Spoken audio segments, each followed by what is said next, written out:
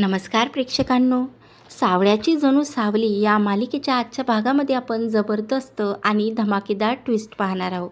प्रेक्षकांनो, आता मालिकेमध्ये काही वेगळंच वळण आपल्या समोर येणार आहे. हो, आता मालिकेमध्ये आतापर्यंत सावलीने आणि सारंगने खूप काही सहन केलेलं आहे, पण आता लेटेस्ट असा प्रोमो आलेला आहे. जे लेटेस्ट प्रोमोमध्ये असं दाखवण्यात आलेलं आहे की इकडे अमृता स्वतःचं डोकं वापरत आता पुन्हा सारंग आणि सावलीला एकत्र आणणार आहे. आता त्या दोघांमधले असे दोन रहस्य आता एकमेकांसमोर आणणार आहे की आता त्यांना एकमेकासोबत आता एकमेकावर पुन्हा त्यांच्या एकमेकांच्या प्रेमात पडणार आहेत ते दोघं, असं नुकत्याच आलेल्या प्रोमोमध्ये दाखवण्यात आलेलं आहे. चला प्रेक्षकांनो, आता अमृता अशी काय नेमकी आयडिया लावणार आहे की ज्यामुळे आता सारंग सावली पुन्हा एकत्रित येऊन दोन मोठ्या रहस्याचा उलगडा आता मालिकेमध्ये होणार आहे. चला प्रोमोत काय दाखवलेलं आहे सविस्तर जाणून घेऊया. इकडे मात्र अमृता आता जगन्नाथ जवळून जेव्हापासून भेटून आली तेव्हापासून तिच्या मनात येते की नाही, तिला कुठं ना कुठं खटकते की नाही, सावली अशी मुलगी नाही आहे. मी जेवढं सावलीला ओळखते ना तेवढं सावली लग्न करणार नाही आणि सावलीच्या आयुष्यात कधी सारंगशिवाय दुसऱ्या व्यक्तीला जागा मिळू शकत नाही. मग सावली का खोटे बोलते की तिने व्यंकटेशसोबत लग्न केलेलं आहे? का असं बोलते? खरंच कुठं ना कुठं तरी पाणी मुरते. आता याचा शोध तिला घ्यायचा असतं. म्हणून आता ती चक्क बबलूला कॉल करून बोलावते आणि बबलूला विचारते की हे बघ बबलू, मी तुला जे विचारते ना ते शांततेत आणि खरं काय ते सांग. आता तेव्हा बबलूला तर सर्व काही हिस्ट्री माहिती असतं, कारण आता तो नेहमीच सारंगसोबतच असतो, म्हणून त्याला आता इकडे सारंगविषयी सर्व काही माहिती असते. त्यावर आता अमृता बोलते की तुला माहिती आहे सावली सारंग भेटलेले आहेत आणि कॅम्पमध्ये सुद्धा ते एकत्र होते, पण ते पहिल्यासारखं एकमेकावर प्रेम करतात की नाही हे मला माहिती नाही. पण माझं मन कुठं ना कुठं सांगते की सावली लग्न नाही करू शकत. त्यावर बबलू बोलते की हो, मलासुद्धा असं वाटते की सावली लग्न नाही करू शकत.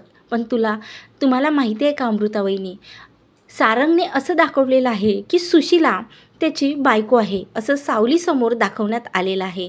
म्हणून सावलीसुद्धा बोलत आहे की व्यंकटेशसोबत तिचं लग्न झालेलं आहे. पण मला नाही वाटत, असं बबलू म्हणते अमृताला की मला नाही वाटत की या दोघांचं लग्न झालेलं आहे. आता सारंगदादा तर खोटं बोलतो, पण खरंच सावलीसुद्धा खोटं बोलत असणार असं मला वाटतं. त्यावर अमृता बोलते की अगदी तू माझ्या मनातलं बोललास बबलू.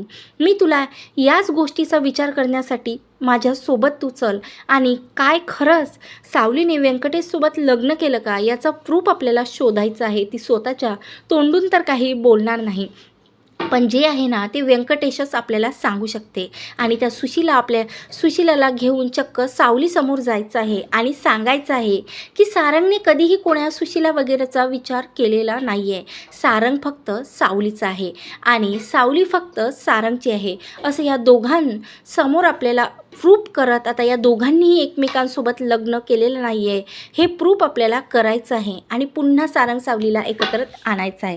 त्यावर बबलूसुद्धा बोलते की हो चला वहिनी, तुम्ही खूप छान अशी आयडिया लावलेली आहे, तसंच करू.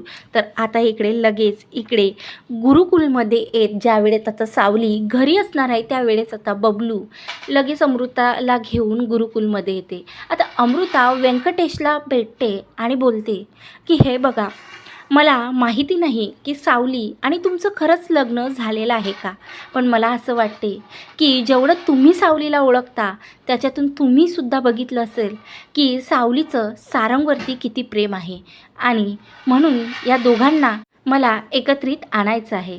खरंच सांगा व्यंकटेशजी, सावली तुमची बायको आहे का? खरंच सांगा, मी हात जोडते तुमच्यासमोर, मी माझ्या सारंगला सावलीला भेटवायचं आहे मला, खरंच सांगा व्यंकटेशजी. त्यावर आता व्यंकटेश समोर इकडे अमृता खूप हात जोडत आता रिक्वेस्ट करते आणि व्यंकटेशचं मनसुद्धा तेव्हा एका क्षण त्याला वाटते की खरंच कुठं ना कुठं त्याने रिअलाईज केलेलं असतं की सावलीचं सारंगवरती किती प्रेम आहे आणि अभिलसुद्धा आता सारंगचा मुलगा आहे हे त्याला माहिती असतं. म्हणून आता त्यानेसुद्धा अमृताची साथ देण्याचं ठरवलेलं असतं. तर आता व्यंकटेश अमृताला बोलते की नाही, माझं आणि सावलीचं लग्न झालेलं नाही आहे. सावली फक्त आणि फक्त सारंगची आहे आणि तिने कधीही माझा विचारसुद्धा केलेला नाही आहे. तेव्हा आता इकडे मात्र असं व्यंकटेशच्या तोंडून ऐकल्यावर अमृता मात्र खूप खुश होते आणि आता बबलू, व्यंकटेश आणि अमृता मिळून आता सुशिलाला कॉल करतात. आता बबलूने सुशिलाला कॉल केल्यावर आता हे तिघं जिथं गुरुकुलमध्ये असतात, हे तिघंसुद्धा आता या तिघात सुशिलासुद्धा तिथं येते. आता लगेच इकडे अमृता सुशिलाला सर्व घडलेला प्रकार सांगते की कशाप्रकारे आता तुला तर माहितीच आहे सुशिला की सावलीसमोर तुला सारंगने त्याची खोटी बायको बनण्याचं सांगितलं आहे. पण इकडे मात्र सावलीने सुद्धा लग्न केलेलं नाही आहे आणि म्हणूनच आता तुला स्वतः मी सांगते म्हणून तुला स्वतः सावलीसमोर कबूल करायचं आहे की तू आणि सारंगने लग्न केलेलं नाही आहे. तेव्हाच हे दोघं आता एकत्रित येऊ शकता. तेव्हा लगेच आता बबलू इकडे सावलीला म्हणजे व्यंकटेश सावलीला कॉल करते आणि सारंग इकडे मात्र बबलूच्या कॉलवरती आता येतात. ते म्हणजे दोघं सावली आणि सारंगसुद्धा आता येतात ते म्हणजे गुरुकुलमध्ये. आता गुरुकुलमध्ये असं दोघं एकत्रित आल्यावर लगेच आता सारंग बोलते. तर आता सारंग बोलतो की वहिनी तू इथं काय करतेस आणि सुशिला, बबलू तुम्ही काय करता इथं. त्यावर आता इकडे अमृता बोलते की हे बघा सावली, सारंग, मी व्यंकटेशजीला सांगितलं की सावली तुला इथं बोलावून घ्या आणि मीच बबलूला सांगितलं की तुला बोलावून घ्या. मला तुमच्या दोघांशी महत्त्वाचं बोलायचं आहे. त्यावर आता सावली बोलते की काय बोलायचं आहे वहिनी तुम्हाला आणि एवढ्या अर्जंटली मला का बोलावलं, काही झालं आहे का. त्यावर अमृता बोलते की काहीच झालंही नाही, पण आज मला सारंगविषयी खूप मोठ्या सत्याचा उलगडा तुझ्यासमोर करायचा आहे आणि सारंग, सावलीविषयी मला तुझ्यासमोर खूप मोठा सत्याचा उलगडा करायचा आहे. आता दोघांनी तुम्ही असं का केलं मला असं समोरासमोर तुम्ही सांगा. त्यावर इकडे सुशिला, काय खरं आहे ना ते सावलीला सांग.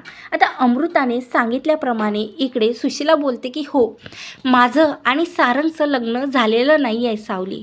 मला तुझ्याशी असं खोटं बोलण्यासाठी सारंगने सांगितलं. त्यावर सावली बोलते की काय बोलता, म्हणजे तुझं सुशिला आणि सारंगचं लग्न झालेलं नाही आहे. सारंग का खोटं बोलणार आहे तू माझ्यासोबत.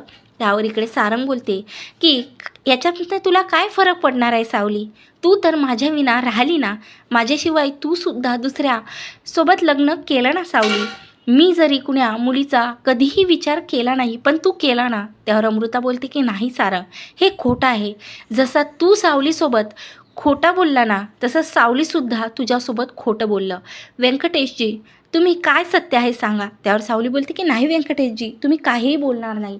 त्यावर आता व्यंकटेश बोलतं की नाही बाद झालं सावली, मी तुला बघितलं जवळून की कितीदा तू सारंगच्या प्रेमात आता त्याला आठवणीत गुंतलेली आहेस आणि असं का करतेस ग तू. आज मला सत्य बाहेर काढण्यास आता तू बोलू दे, मला सत्य बोलू दे. त्यावर व्यंकटेश बोलतो की हो, सावली फक्त आणि फक्त माझी एक मैत्रीण आहे सारंग, तिने तुझ्याशिवाय कधीही कोणाचा विचार केलेला नाही आहे. त्यावर आता इकडे व्यंकटेशने स्वतःच्या तोंडून सांगितलेलं आहे की सावली फक्त सारंगची आहे.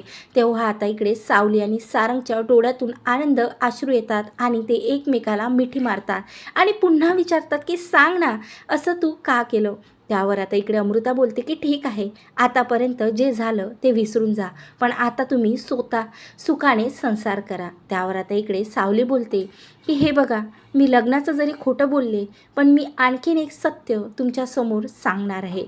सारंग, अबीर हा तुमचाच मुलगा आहे, हे सत्य मी जाणून बुजून तुमच्यापासून लपवून ठेवलं. त्यावर आता इकडे लगेच 8 वर्षापूर्वीचं सत्य आता एका झटक्यात इकडे सावलीने सारंगसमोर सांगितलं. त्यावर इकडे अमृता आणि सारंगसुद्धा खूप खुश झालेले असतात. आता सारंगला त्याचा परिवार मिळालेला आहे, सावलीसुद्धा मिळालेली आहे आणि अबीरसुद्धा मिळाली आहे. अशा प्रकारे आता अमृताच्या हुशारीने पुन्हा सारंगला अबीर आणि सावली मिळालेली आहे.